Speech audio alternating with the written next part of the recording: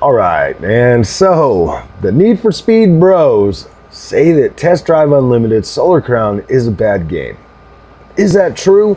So guys, I've spent 17.3 hours in this game. I have 41% of all roads driven. I'm level 21 now, so I've unlocked basically all of the bonus cars that I bought with the early access. Oh, there goes my mouse. I've unlocked everything. I've actually been running around lately in the Ford GT40, and I don't know, man. I don't know. So once you get into a clan, it opens up these clan races that are absolutely freaking phenomenal. Literally phenomenal. They are challenging, they are hard. Wow, and it is so incredible the way they map these out. It literally feels like you're in a rally stage. They're that good. They're that good. I don't know what to say, man. I see everybody out there with 60,000, 120,000, just super high like view counts, and they are literally trashing this game, like absolutely trashing it. And here I am, like, I don't want to put it down. I've literally been glued to my cockpit since I started playing this the other day. This is all I think about. This is all I want to play. I mean, there's Astrobot out there. There's freaking Space Marines too. Like, I could care less about any of that. This is the only thing that I literally care about right now, is playing this game. Man, I hate it when people, you know, I hate it when I'm like against the grain. I do. I hate that I'm against the grain on literally everything. The two games that are doing really well right now and getting showered praise on, I could care less for either one of those games. Space Marine, I played it for about 40 minutes and I was like, yeah, dude, I'm not into this. Astrobot, why would I play a kid's game? I have no desire to play a kid's game. And then I look at all the praise that those two games are getting, while something as truly generation defining as Test Drive Unlimited Solar Crown, I don't know what to say. Now, I don't know if you guys know this about me, but I'm like a major open world game fan. Like, I love them. And open world racing games as of late have always had that, like, oh man, I wish it had this, or it always just feels like something's missing. Even with Forza Horizon, like Forza Horizon 5 is an incredible game, but it always just feels like there's something missing. Like, and I think that literally falls down to like the map and the map layout and stuff. Like, yeah, there's a lot of fun stuff in there, but there's no adventure at all. There's like zero adventure in that whole freaking game. I mean, like, you can literally drive the whole map pretty quickly, like 10 minutes or so. You can do a whole freaking lap around that map, and they even have races in there, like the Goliath and the, you know, the Titan and all those big races and stuff that you can literally finish them in like 10 minutes or so. And so I'm like, and so I think to myself, I'm like, gosh, there just always feels like there's something missing. Need for Speed Unbound, that game is a freaking joke. I get in there and it's just full of woke nonsense and vocabulary and dialogue, so I could care less about the story. The driving mechanics literally just feel like any other arcade racing game. And so when something generation defining like Test Drive Unlimited Solar Crown actually hits the market, these people just don't know how to react to it. And that's my honest opinion, is like, they just don't know how to react to it at all. None of them are even trying to enjoy this game. None of them are in here like really, they are all trying to meet each other to the bottom to see who can put out the most hateful content for this game, and I don't understand why. I mean, I've talked to a lot of other, you know, people that are actually enjoying the game, that are playing it, and they see it and accept it and kind of understand what the game is. Whereas you get all these Need for Speed bros that they're just used to that repetitive over usage of the games that they play. I've literally given up on like Need for Speed and stuff like that because they are just not hitting the mark for me. I want a game that's fully immersive, like Test Drive Unlimited Solar Crown. I would like to see KT Racing do a significantly bigger map, but for their first outing with Hong Kong, I'm blown away.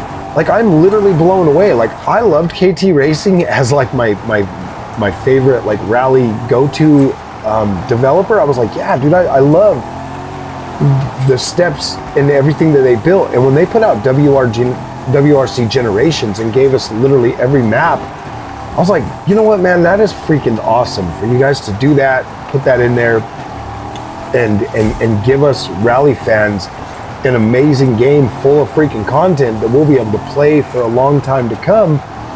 I was blown away. They were the first rally game out there with really long rally stages, and I was just like, these are awesome. This is exactly what I want.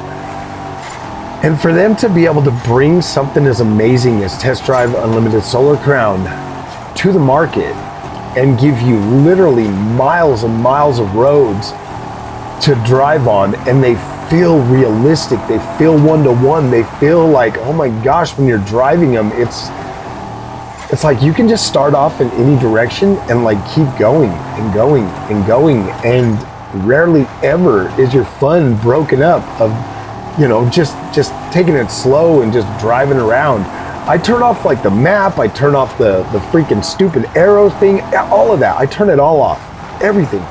Even when I like select a place on the map and I use the GPS, I listen to what the thing is saying. It's like, all right, go this far and then turn left, and I'm doing that, and I'm fully enjoying this experience. Like, I don't think I've enjoyed a game like a racing game, an open world racing game like this for a very long time. I think I've went through the motions like everybody else does, and they're like, yeah, it's good, it's got this car and that car. It's like every level I get to on this, and I open up another, you open up different levels, you get access to different cars. The racing intensifies, it gets better, and there's more of it. I'm like, wow, what freaking game are these guys playing? These guys are sitting there crying about like online or this or that, and I'm like, wow, man. I've been playing since I went to work on Friday. Was it Friday? Yeah, I bought the game. I got up Friday morning, and I wanted to hurry up and put a video out. I was like, yeah, I want to put a quick video out. I'm a content creator. I paid full price for this game. I wanted to get some content out, and I couldn't. The servers were down, and I was mad. And I got on Twitter, and I vented my anger, and I was really pissed off, and I was starting to kind of have an effect on my day. But then I came home from work on Friday. I was able to get in, I was able to log right into the game, and I was able to start playing.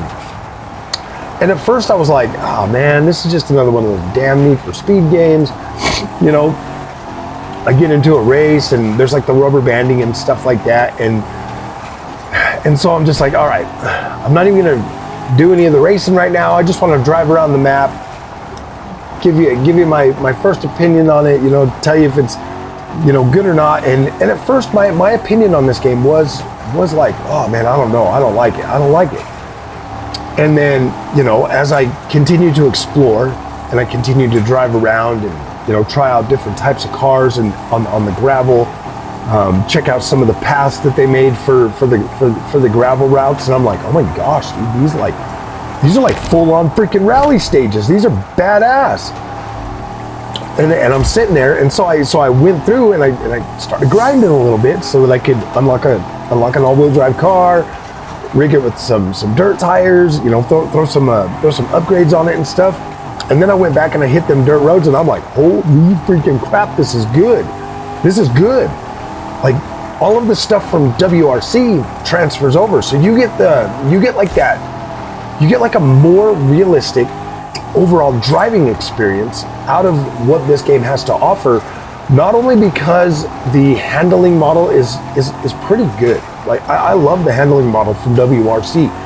And so when I'm sitting here and I'm playing it on Test Drive Unlimited Solar Crown, I'm like, wow, this feels incredible. So I've got my Fanatec DD Pro with the R330 rim, and I literally have my wheelbase set to auto.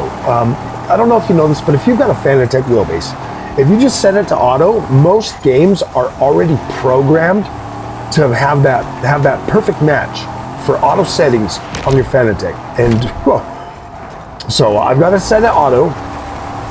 The only thing that I've changed is my wheel rotation is at 480, so 480 degrees, and it literally just feels perfect. It feels perfect. I get perfect feedback. I've got, you know, the exact amount of rumble and everything that I want out of this, and it just feels incredible. The same thing with the Thrustmaster T248. That one there felt just as good. It felt incredible. I was like, wow, this actually feels really, really good on a belt and gear hybrid. I was like, wow, this is impressive how good this feels on a wheel. Now on the controller, I put out a video the other day.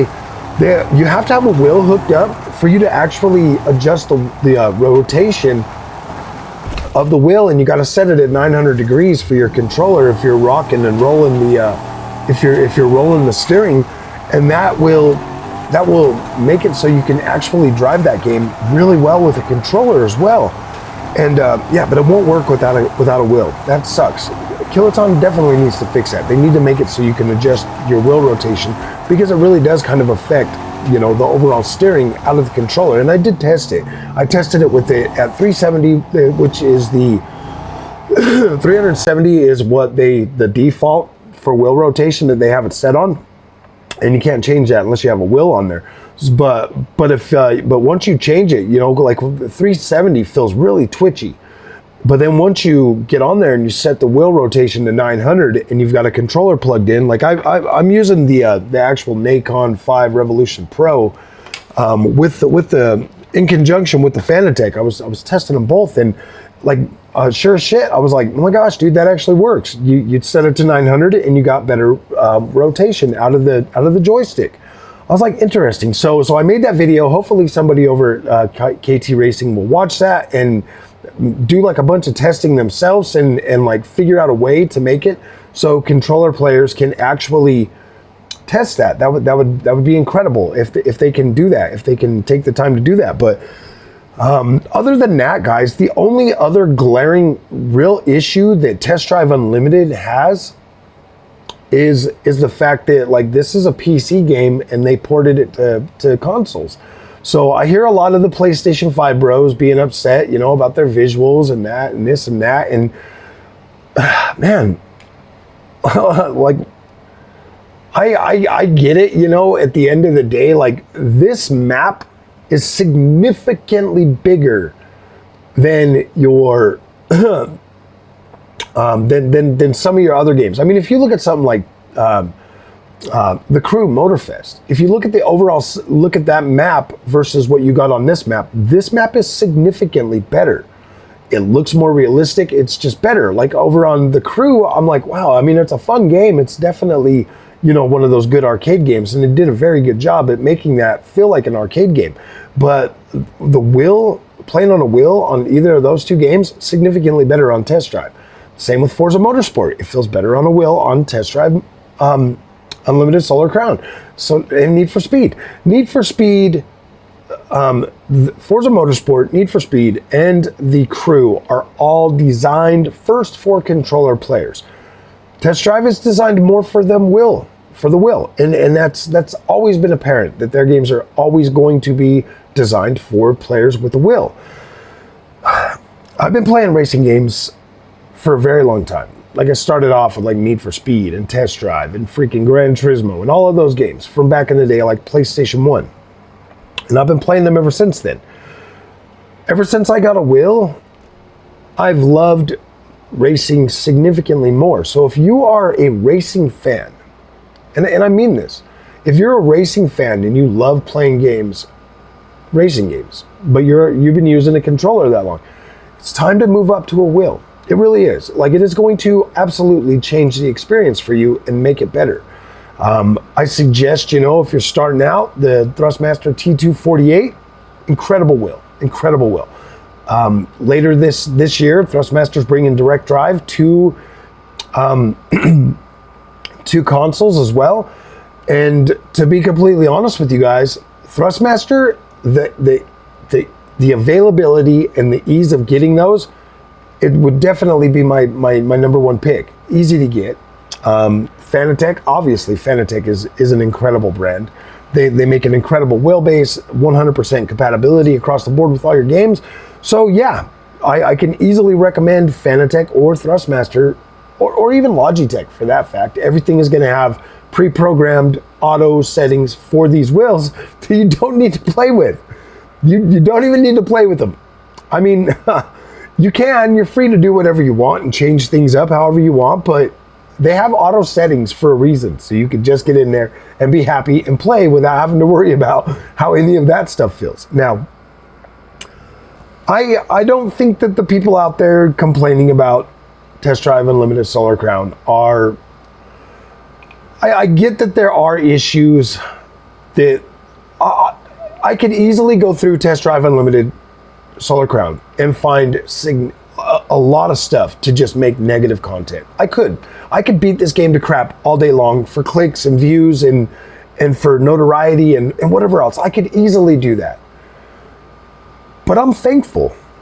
I'm thankful to the developers and the team at KT Racing for bringing such an amazing open world. Even if that was the only thing that I liked about this game, was just the open world and the way the cars feel and like the streets and the roads and everything, even that would be enough for me to just be like, okay, I love this game. This is definitely for me. Maybe it's not for you, but there's so much more to this experience that I think people are just overlooking. And they're running out there and they're trashing this game for all the superficial shit that we know is going to get fixed. Might not be there day one. And yeah, that sucks, man. That sucks. But this is their first open world game. I do take some of that stuff into consideration when I post my reviews or when I talk about games and stuff. And I rarely ever compare a game to another, like competitor. All of my thoughts and stuff when I'm reviewing something, I've played all of KT's racing games, even their TT Isle of Man, everything from like all of it, the whole 9 yards. Some of their earlier stuff, I've played all of their games, and I appreciate their games, and I rate this one on the improvements that it's made over the past games, and this was a significant upgrade over the last one, which was WRC Generations and TT Isle of Man 3. Now, TT Isle of Man 3 is technically the first open world one that they've done, because you can drive all over the Isle of Man. And that is pretty fun. You're on the bikes and stuff. It is pretty fun, but this right here is definitely better. And that is a full recreated TT Isle of Man course too. The Snæfell course on that is absolutely incredible. When it comes to like these games, guys, we're at a turning point, I think, man. Like, I appreciate stuff like this. I absolutely love this, and I would gladly give KT Racing my money for this game. All $85. I have zero regrets. I'm 100% satisfied and happy. And this is literally the first open world game in a very long time that I'm like, yeah, I want to actually participate in the races and stuff. Now, there's a lot of different levels to the races in here too. Like I just said, I once you get into the clan and you open up the clan races, that adds another level to the racing in this game that is just above and beyond what I even expected. I was like, wow, this is really good. I can't believe how good this is. So I get it, man. Like, I understand the Need for Speed Bros frustration with this, and I wish that they could take the time to actually learn and learn how to play this game and learn how it feels before they're out there just trashing it because it's not their same cupcake that they eat every single year or whatever. I wish they would take the time to actually learn this. You know, you got that big mouth freaking what is his name? Black Panther. That guy's so annoying. That guy's so annoying. That dude. Oh my gosh. Yeah, he's out there, you know, kind of trashing it and doing his Black Panther thing because they wouldn't give him a free code for it on PlayStation. I'm like, why, man? Like, it's like these guys start acting like they're entitled. They're like, yeah, I cover racing games, so I'm entitled. It's like, I cover racing games. I don't get a whole ton of views on them, but at least you know that my content for this is is real. You know, I'm sitting here, I'm enjoying the game, I'm having fun. Like, yeah, obviously there's bugs, there's glitches, there's issues, there's things that you could, like I said, that I could literally destroy this game. I could literally do exactly what they're all doing and destroy this game. But I choose not to.